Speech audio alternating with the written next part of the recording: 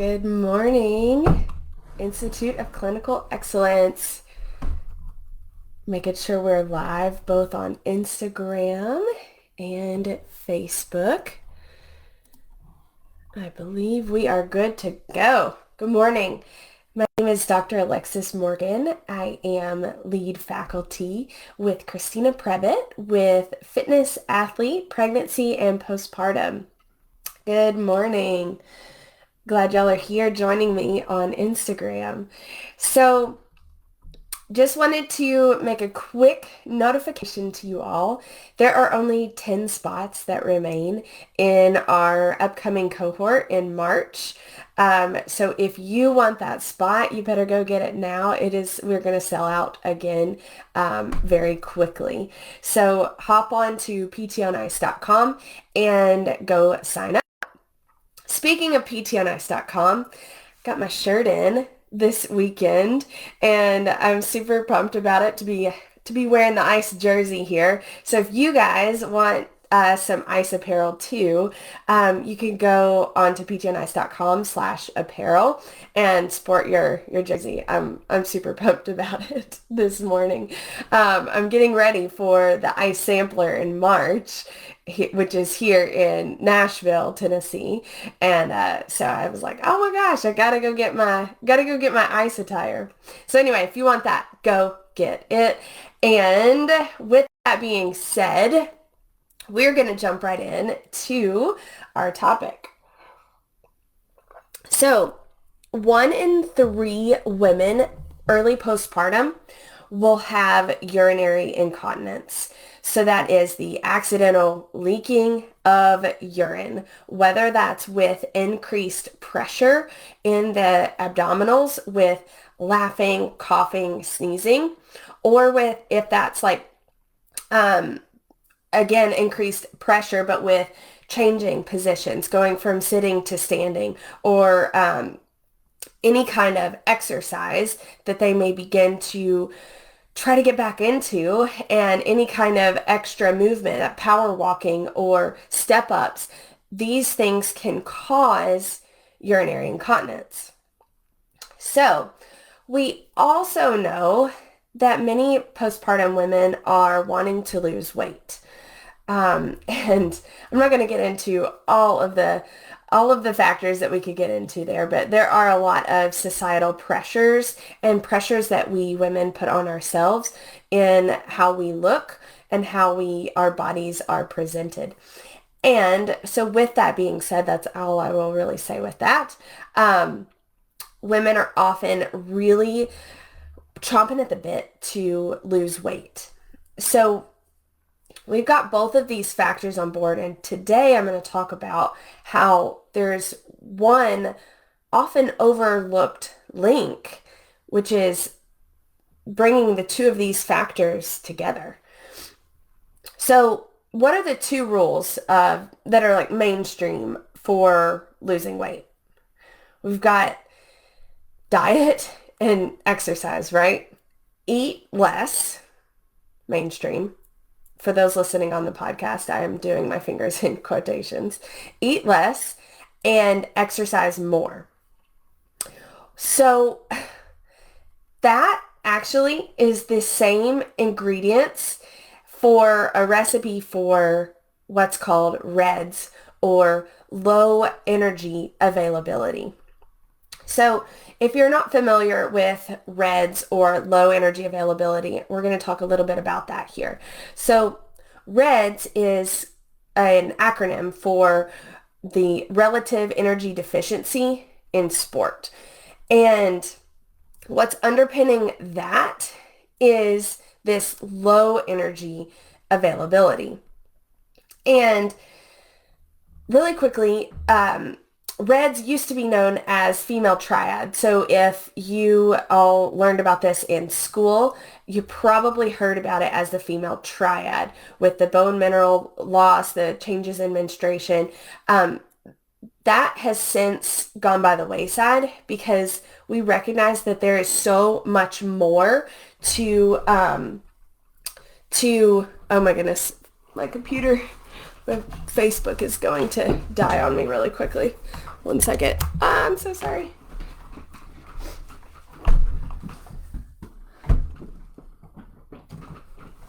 Okay, I'm back. Sorry. So we know that REDS causes so much more issues than just a change in menstruation. It affects every single aspect of the human body, every single aspect. And it's a really hard thing for men and women to get through and to get over and to heal from. And all of this is underpinned by this low energy availability. So what does that exactly mean? Well, energy available, what is left over, is basically a math equation from what energy we take in minus the energy we expend from exercise, from daily life. What's left over is what our body uses for the daily functions, and that is GI functions, that is immune functions, that is building muscle function, that is menstrual or reproductive health. All of that, all of our body systems use that energy that's left over. So we need to have that surplus. We need to have that energy availability for our bodies to function. And if it's low, that's where our body has to essentially prioritize, well, we don't have much here. We got to ration it out. What can I survive with in the body, and what can go by the wayside? And often what goes by the wayside is what we end up seeing as the issues. So that is inability to put on muscle despite training load, or having muscle tissue issues or injuries. That is that loss of menstruation. And we're going to come back to that aspect of the muscles here in just a minute. But as a quick little sneak peek, remember the pelvic floor is muscles. So it can be impacted by this low energy availability. So when we see things like stress fractures, that's a clear sign of the body is unable to produce extra bone in response to that pressure, in response to that repetitive load. And we see even anxiety and depression as a sign of low energy availability. The latest research is showing us that there is a correlation between urinary incontinence and low energy availability. Again, what did we just talk about? We talked about how the muscles can be impacted because there's not enough energy around to go to all of the functions that the body needs. And the muscles, the pelvic floor muscles, are impacted. And so people can have this urinary incontinence postpartum because they're trying to lose this weight and they're not eating enough. And if they're breastfeeding, they need even more potentially. So they're cutting calories, they're not eating as much, they're exercising more, they're at this deficit, and then they're coming into our offices with postpartum anxiety and depression and urinary incontinence. And we in the medical system just treat it like, oh, that's just the postpartum blues. Like, oh, that's just normal to have leaking. You just had a kid, like that'll go away.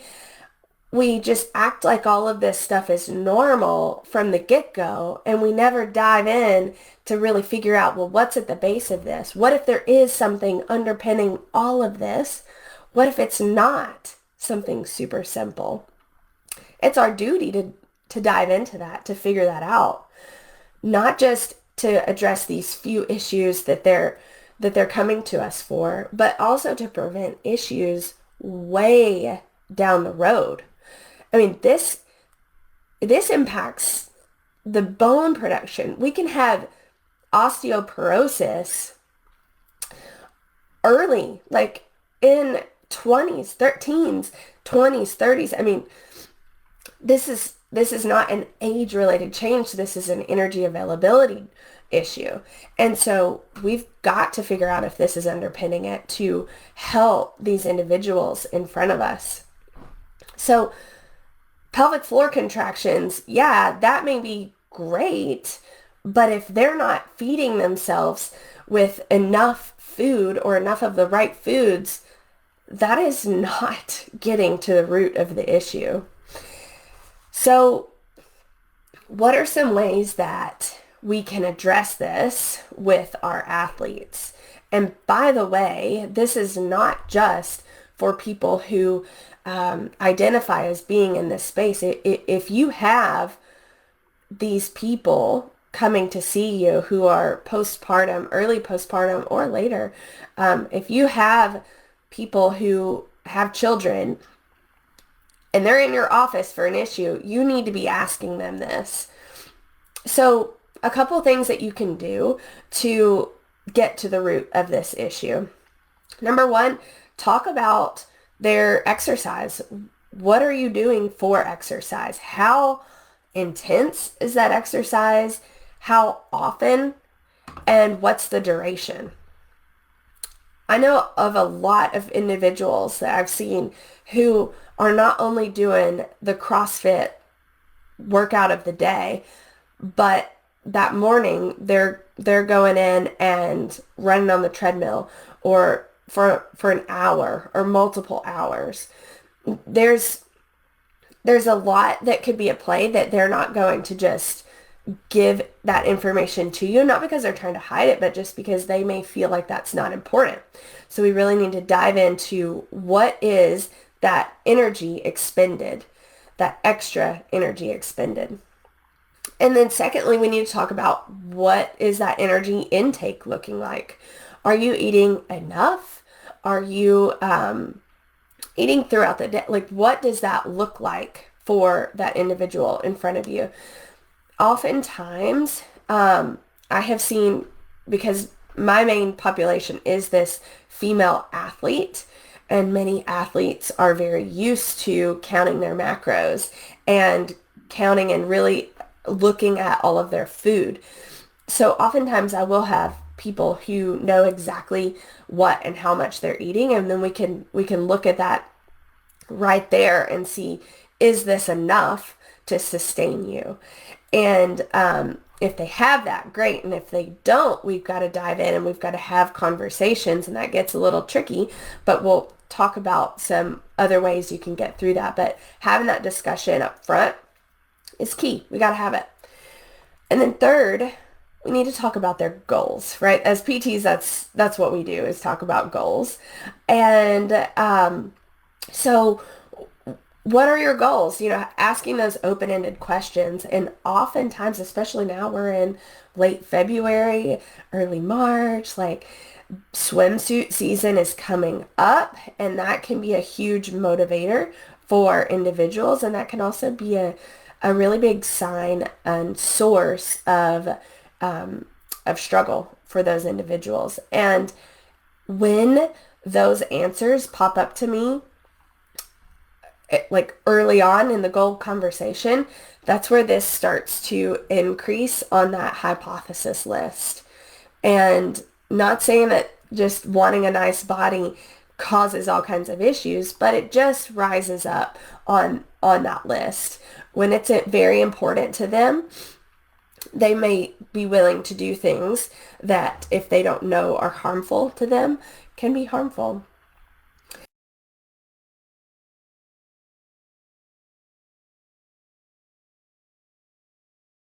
Details on them, just comment below and we can go through those. But one is the LEAF Q, that is low energy availability in females questionnaire. And that goes through a lot of classic questions to determine whether or not they're at risk for this low energy availability. It's talking about weight, it's talking about menstrual health, it's talking about mental health, all of these aspects. The second questionnaire is an eating questionnaire to see whether they're having signs of an eating disorder. And yes, this can and does happen in early postpartum women. This pregnancy can be a huge trigger for these body issues, and women who have worked very, very hard to get through these issues, then gaining the necessary weight for pregnancy could really be a struggle for these individuals. And so that could easily trigger a prior eating disorder that they need to go to get through. And we may be the first and only ones to see that in them. And then the third is the Edinburgh Postnatal Depression Scale. We've got to be using these on all of our postpartum individuals to determine whether they're showing signs of depression. And ultimately, this is us serving as those primary care providers, right? A lot of these postpartum individuals are not getting these screens. They're not even going to many postnatal care appointments for themselves because they're so busy going to all of the appointments for their babies that often they don't ever even get screened for any of these. So we can be the first ones to find that there's an issue.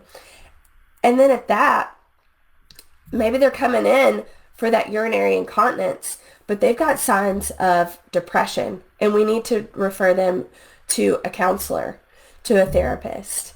Or maybe they've got these signs of low energy availability, and we need to send them to a registered dietitian, to their primary care provider.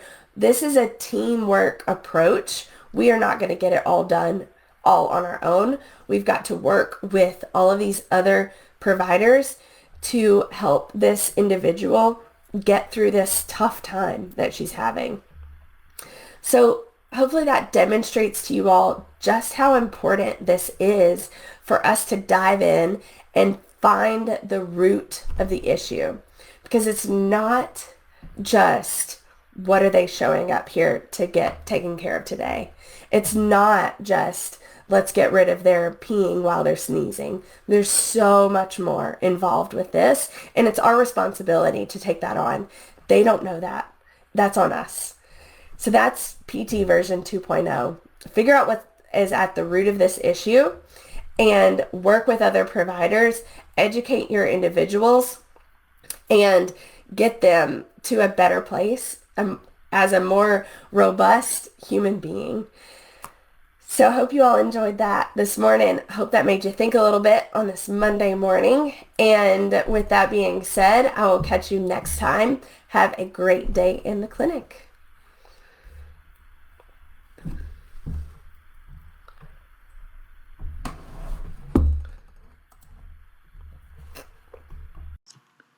Hey, thanks for tuning in to the PT on Ice Daily Show. If you enjoyed this content, head on over to iTunes and leave us a review. And be sure to check us out on Facebook and Instagram at the Institute of Clinical Excellence. If you're interested in getting plugged into more ICE content on a weekly basis while earning CEUs from home, check out our virtual ICE online mentorship program at ptonice.com. While you're there, sign up for our Hump Day Hustling newsletter for a free email every Wednesday morning with our top 5 research articles and social media posts that we think are worth reading. Head over to ptonice.com and scroll to the bottom of the page to sign up.